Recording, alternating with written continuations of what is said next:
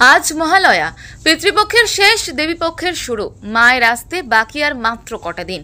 দেবীপক্ষের পুণ্য লগ্নে নন্দীগ্রামের শহীদ মিনার, সোনাচূড়ায় নন্দীগ্রামের শহীদ ও আহত পরিবারের প্রতি সম্মাননা জ্ঞাপন ও অর্ঘ্য প্রদান করলেন রাজ্যের বিরোধী দলনেতা শুভেন্দু অধিকারী।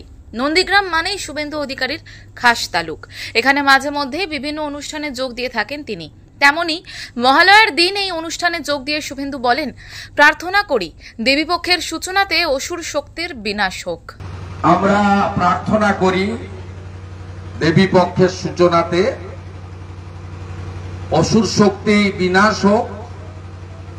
যারা হিংসা, নারী নির্যাতন,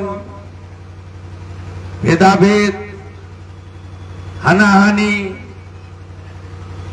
মানুষকে শোষণ করে অর্থ উপার্জন করা, গরিব দরিদ্র মানুষকে তার অধিকার থেকে বঞ্চিত করা, আমাদের সংবিধানের মৌলিক অধিকার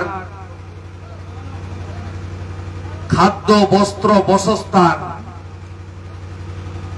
আমাদের সংবিধানের মৌলিক অধিকার জল, রাস্তা, বিদ্যুৎ, আমাদের সংবিধানের মৌলিক অধিকার শিক্ষা, কর্মসংস্থান যেন আমরা সবাই পালন করতে পারি, কারণ পশ্চিমবঙ্গে আমরা কেউ ভালো নেই।